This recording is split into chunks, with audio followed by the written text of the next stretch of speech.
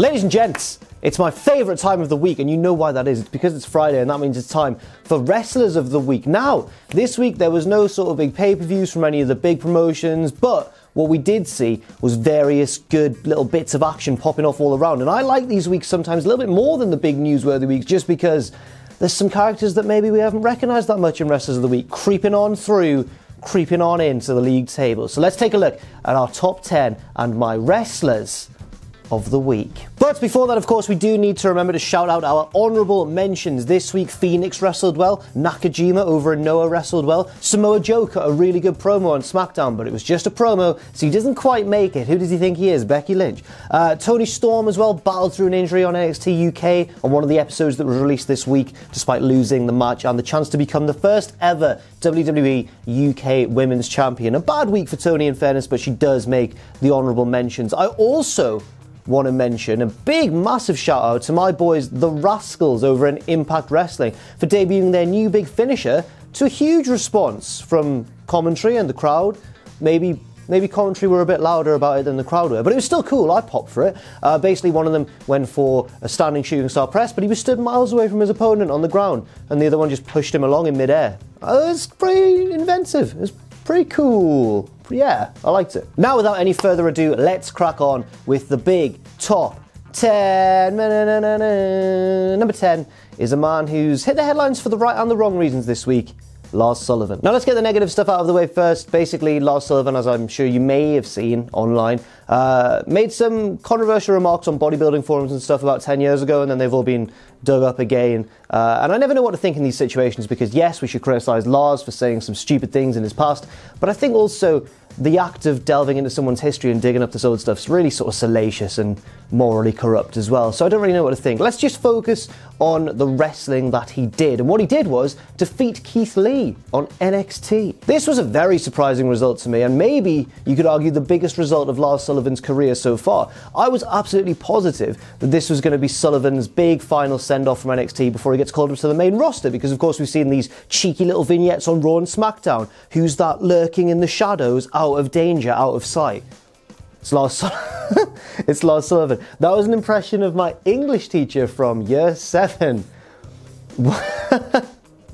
Who's going to get that? If any of the lads from school are watching, that one's for you. So it's been a big week for Lars, and maybe it signifies that he won't be moving up to the main roster quite as soon as we imagined.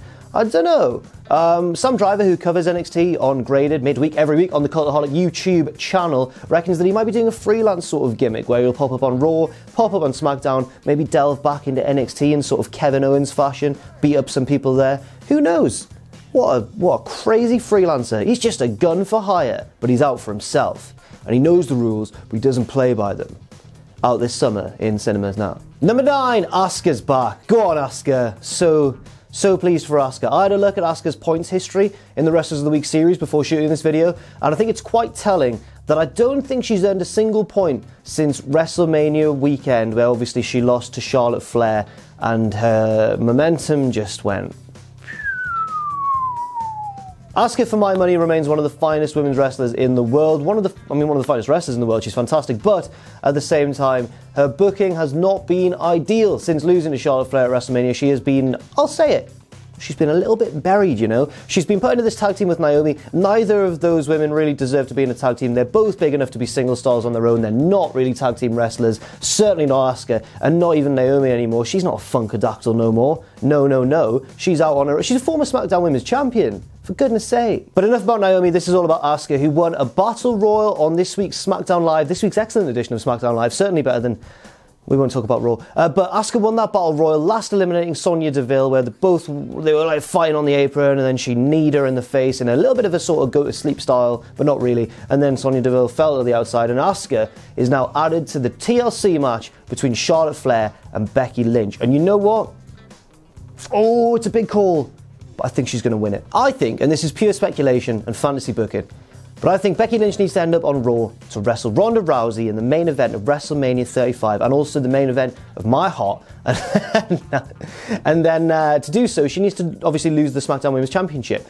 That means that she's got to lose it at some point before the Rumble, and then she'll win the Rumble and challenge Ronda, and then move to Raw. I think that's what I think is going to happen.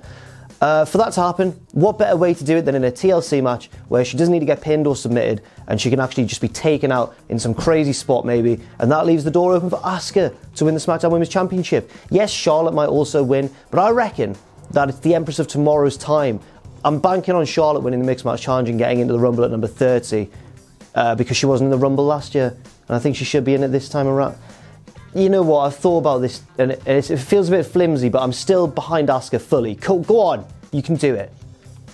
Go on. Number 8, 2 weeks in a row on the Wrestlers of the Week top 10 for Jordan Devlin. He lost this week, but he had a great match, one of the best NXT UK matches we've seen so far against Pete Dunn. We all know that Pete Dunn doesn't lose right now, but that might change. I'll talk about that a little bit later on. But I think that Devlin put on one of the best performances we've seen so far for the brand. It was awesome. Yes, he lost, but he looked really good in defeat. That's a good thing about Pete Dunn, is that when yes, he's been winning a lot all the time, but everyone he comes up against goes away looking better despite not having beaten him.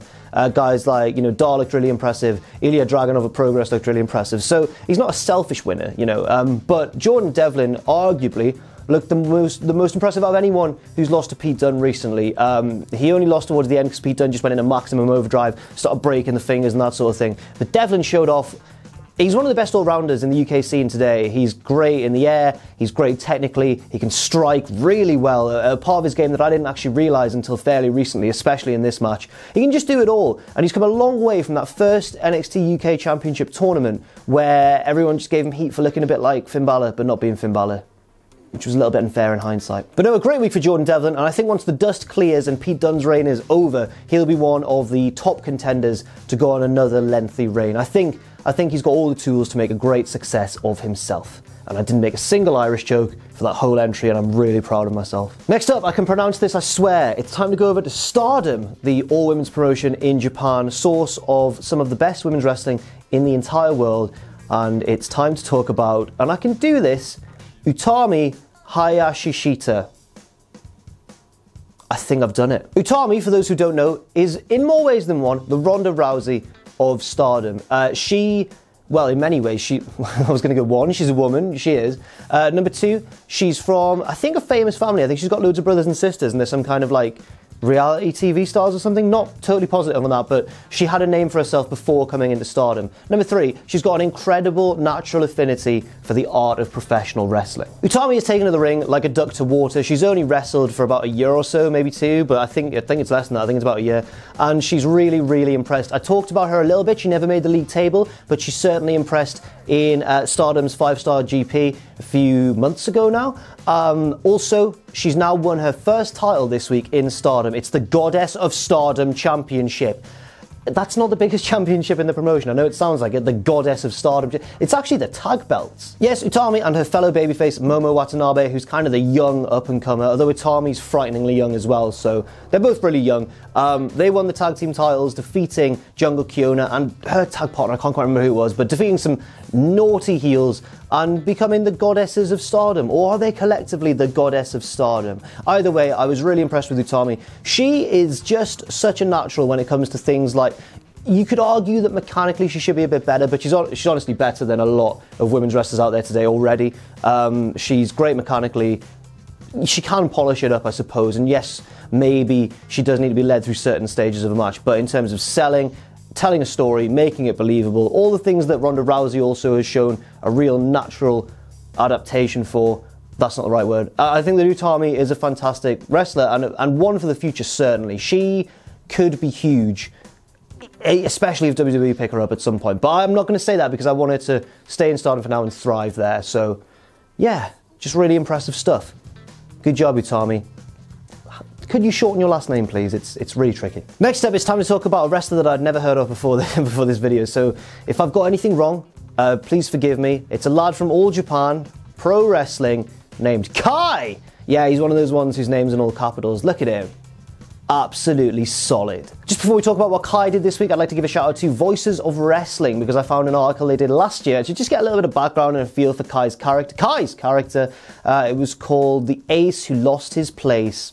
Very nice, I'd recommend it highly. All Japan Pro Wrestling have had a little tag team tournament going on right now. It seems to be very much the time of year for tag team tournaments in Japan right now, especially with New Japan's going on, tag titles changing hands in Stardom, and in All Japan's tag team tournament competition thing, Kai and his partner Mishima have been absolutely dominating, lads. They've been lighting it up, they've been battering fools, and this week, Kai got a pinfall over the reigning champion of All Japan, Kento Miyahara. Now, from what I could tell from Voices of Wrestling's article and little bits and pieces I found elsewhere, Kai is kind of...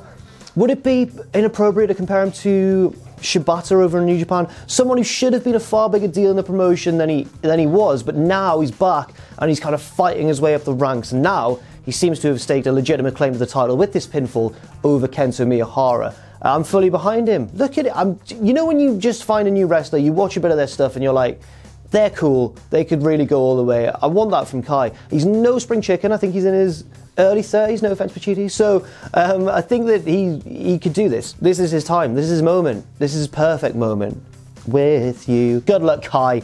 Once you've won that tag tournament, which you're obviously going to do because you and Mishima are dominating it, go on and just take the top belt. I'm now, you know what? Having no affinity really for anyone in particular, no bias for anyone in All Japan, I'm gonna start rooting for Kai. I'm a big Kai fan. Hashtag Kai Gang. Kai Gang in the comment section down below. Don't forget to capitalise all of the letters in Kai. Number 5, we've talked about him already this week, but picking up 6 big points is Pete Dunne, who obviously had that successful title defence against Jordan Devlin. We've already talked about that match a little bit, so what I want to talk about now is why I think Pete Dunne's going to lose his title soon. What do you mean, Jack? He's not going to lose it ever. He's held it for well over a year. What do you mean? He's going to lose it soon. So we know now that the first NXT UK TakeOver show is on the horizon, and I assume, you can find spoilers out there if you want, but I assume that Pete Dunne's going to be defending his title on the show. I'll not say who it's against, because I don't want to spoil anything, but at the same time, this is now time for Pete Dunne to step up and be called up to the main roster. We know that Triple H thinks the world of him, and in my mind this could go one of two ways. Either that Triple H sees him as, you know, a legitimate star on the main roster, someone who can really do things on Raw or SmackDown and really impress, and maybe enter the Rumble in January and stuff like that. Or he sees him as like the Guardian, the main big dog of the UK scene, which I really hope it's the former, because Pete Dunne deserves to be more than just the biggest wrestler in the UK. He deserves to be mixing it with the biggest stars in the world on a global platform in WWE and the main roster. I suspect as the sort of next year or two goes on and WWE start bringing up these territories all over the place as they're planning to, we'll have these discussions a lot more where we identify a wrestler and say they should be on the main roster. And it leads to quite an intriguing sort of feeder system. But apart from all that, basically Pete Dunne's going to get his ass kicked at TakeOver. He's going to lose the belt, go up to the main roster, or become an NXT full-time member first of all, then the main roster. Then he's going to take over the world, become the first ever English WWE champion. Yeah, it's going to be great. I think he can do it. Number 4, Kotaro Suzuki. Look at him. It's like bloody Okada, but for Noah, not for New Japan. Well, he's got blonde hair anyway. Now Suzuki, not Minoru Suzuki, less scary Suzuki. This Suzuki, still pretty scary Suzuki, defended his junior title in Noah against Tadasuke, who, right, the point of this story is really, right, the important thing is that Tadasuke is a good wrestler. I think he went on an excursion to Jakarta for a little bit, won their Young Lions Cup some years ago, but isn't a top tier level wrestler like many wrestlers are in Japan. He's just a little bit below that in the opinion of many. But Suzuki carried his arse through this match. He made him look like $1 million, had the crowd believing that he was going to win the title, and then beat him and retained it anyway. And what more can you ask for? If you're not going to go over somebody, you want them to at least make you look awesome in defeat, and that's exactly what Suzuki did. Now, despite holding Noah's current junior belt, that doesn't mean that he's necessarily a flippy guy. Suzuki, from what I can see, is very technical and strong. He loves a slam, he loves a suplex with one of the limbs trapped or something like that, loves a bit of a submission, grinding his opponent down. He's not a junior in the mold of an Ospreay or a Kushida. He's not what we kind of expect when we hear the word junior. Also, looks like he could beat up any senior member of my family. I mean senior is in adult, not old age pensioner. Basically what I'm saying is that Suzuki is a bad boy all-rounder, and then after the match, Harada came out and challenged him to a title shot, but he's already beaten Harada twice. So in WWE, they probably just ignore that and give him another title shot anyway, but I like what Noah did here. They said, alright, you can have the title shot, but you have to put your hair on the line. Mental. If he loses that, he's going to lose his hair. And from the performance that Suzuki put in, if wrestling was real, he'd have no chance. Fortunately, it's totally fake.